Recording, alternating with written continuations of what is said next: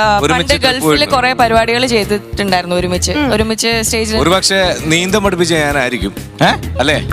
അത് കറക്റ്റാണ്. പരിപാടി പൊളിയുമ്പോ കമ്മിറ്റി കാണാതിരിക്കാം. അതൊന്നല്ല.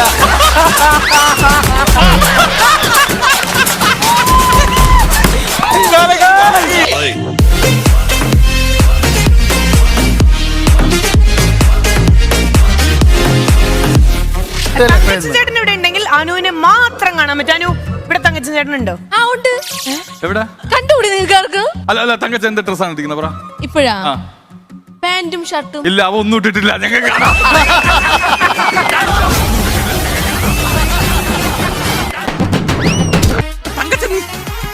എന്തോട് കിടക്കണേന്റെ കാര്യം എന്താണ്?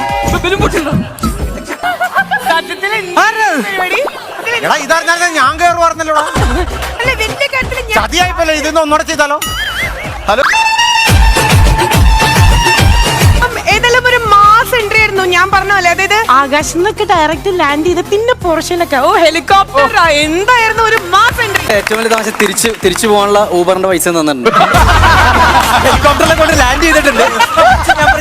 അണ്ണാ ഊബർ പറഞ്ഞിട്ടുണ്ട്. ഒന്നുമില്ല, നിങ്ങളെല്ലാരും ഒന്ന് പരിചയപ്പെടാൻ വേണ്ടി ഒന്ന് വട്ടത്തിൽ കറങ്ങിയെന്നേ ഉള്ളൂ. പൂവൻകോഴി പടക്കോഴിയുടെ ചുറ്റും ഒരു കറക്കം കറങ്ങി. അത് കോഴിയൊക്കെ അല്ലേ അറിയൂ ചേട്ടാ. ഞാൻ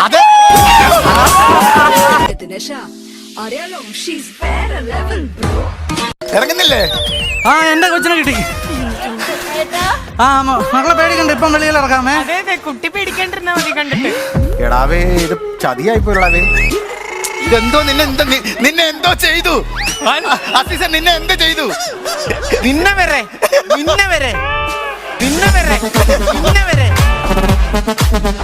ജയണ്ണ ഇന്നലെ തൊട്ട് അവൻ വൈകിട്ട് ഇവിടുന്ന് നേരത്തെ ഷൂട്ട് കഴിഞ്ഞ് പോയിട്ട് ബ്യൂട്ടി പാർലറിലായിരുന്നു. ആണല്ലേ? ഞാൻ ബ്യൂട്ടി പാർലറിലായിരുന്നു ജയമ്പായി. പുള്ളി എവിടെയാന്ന് ഞാൻ പറയുന്നില്ല. ഞാൻ ഇത് പറഞ്ഞിട്ട് ഒരു കുടുംബജീവൻ തകർക്കുന്നില്ല. അതുകൊണ്ട് ഞാൻ കിട്ടിയ ലാഭത്തിൽ ഞാനങ്ങ് സന്തോഷിക്കുന്നു. ഉള്ള സന്തോഷത്തോടു കൂടി. എന്റെ കൊച്ചിന്റെ കളർ ടോൺ വേറെ ലിപ്സ്റ്റിക്കിന്റെ. അത് ഇട്ടിട്ട് കളർ ടോൺ മാറിയതാണ്. തന്നെ കളർ ടോൺ മാറിയതല്ലേ? ഇതാരെന്ന് ഞാൻ പറഞ്ഞുതരാം. ഇത് തിരുവനന്തപുരം ഭാഷ കേൾക്കുന്നല്ലോ. നിനക്കൊന്നും കിട്ടിയില്ലടാ? ഇല്ല തങ്കച്ചന് ഉമ്മയൊന്നും കിട്ടില്ല. തങ്കച്ചന്റെ മേക്കപ്പ് എല്ലാം പോയി. ലക്ഷ്മിയെ കണ്ടപ്പോഴത്തേക്കിനും ഞാൻ വിചാരിച്ചു എനിക്ക് തരാനുള്ള ബൊക്ക ഇവിടെ വെച്ചേക്കുന്നായിരിക്കും. ഞാൻ 4 കൊല്ലത്തിന് മുമ്പ് ഒരു ഹാപ്പി ഓണം അയച്ച് എന്നിട്ട് മൈൻഡ് പോലും ചെയ്തിട്ട് അതിന്റെ സ്പെല്ലിംഗ് ഒന്നും കൂടി റീചെക്ക് ചെയ്തേക്കും.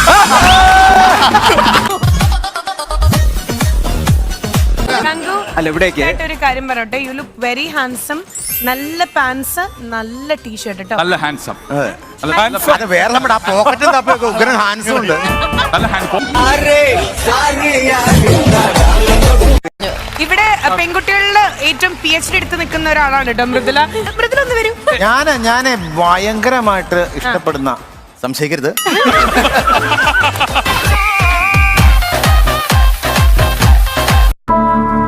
അണ്ണാ അവിടെ നിൽക്കലാണ് ആൾക്കാർ ഡബിൾ എന്ന് വിചാരിക്കും. ഐഷു നോക്കാൻ റെഡി ആയിട്ട് നിന്നോ? തിരിച്ച് ശത്രുക്കൾ വന്ന് ഞങ്ങളുടെ കൊച്ചിന്റെ തുണി പിടിച്ച് കെട്ടുന്നോ? മാറാ. എന്താ ഞാൻ ചെയ്യണ്ടേ?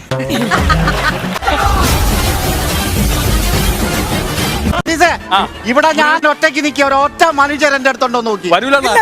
ഇല്ല അങ്ങനെ വരില്ല. പഴത്തിന്റെ അടുത്ത് മറ്റൊരു പഴം നിൽക്കും.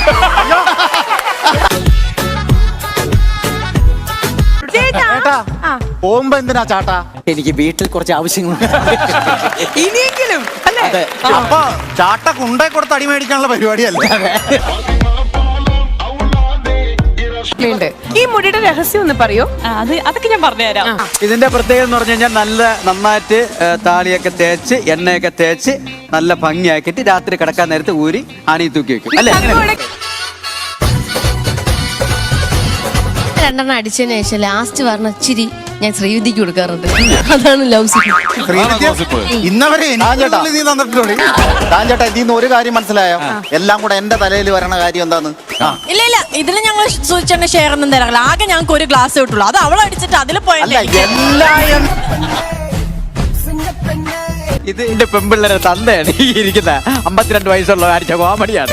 ഒരു മാസമായി എന്റെ അസീസൊക്കെ പ്രാക്ടീസ് ചെയ്യുന്ന എന്ന് പറയുന്നു ഞാൻ ആദ്യമായിട്ടൊക്കെ അതെ ശ്രീവിദ്യ, നീ ആദ്യം യൂറോപ്യൻ ക്ലോസറ്റിൽ നിന്ന് ഇറങ്ങി.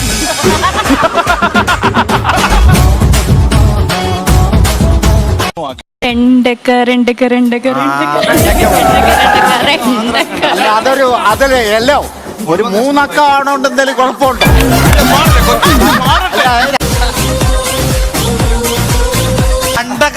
രണ്ടാക്കാന്ന് അല്ല കുട്ടി സുധി ഒരു 50 എടുത്ത് ഇങ്ങനെ കുളിക്കാറില്ല.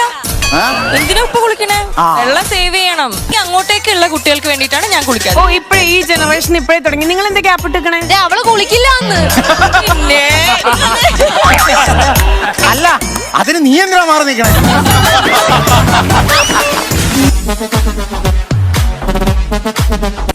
ഇപ്പോൾ രാമവും ഹാപ്പി, ഗ്രാമവും ഹാപ്പി. നിങ്ങൾ ഹാപ്പി അല്ലേ? ഇപ്പൊ കണ്ടത് ട്രെയിലർ, പടം പുറകെ വരണേ.